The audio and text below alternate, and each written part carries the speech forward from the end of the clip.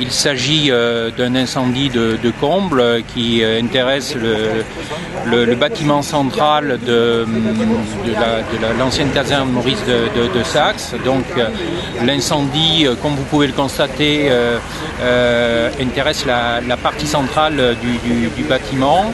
À l'heure actuelle, il y a 3 fourgons pompe-tonnes qui sont sur les lieux avec 2 grandes échelles. Ces moyens vont être complétés dans les minutes qui viennent pour anticiper le cas échéant une situation qui pourrait être compliquée, mais je tiens à dire qu'au moment où nous parlons, la situation semble maîtrisée et contenue dans la partie centrale.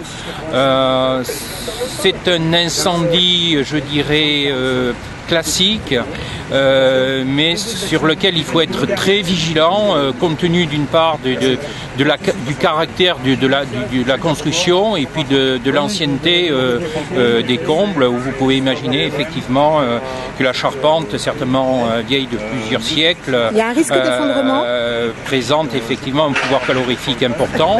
Ce que nous redoutons également, c'est un risque d'effondrement, et nous devons protéger nos personnels de cette menace qui est bien présente. Combien d'hommes ? Alors sur les lieux, au moment où je parle, nous avons 30 sapeurs-pompiers environ qui seront complétés en moyenne dans les minutes qui viennent. Voilà.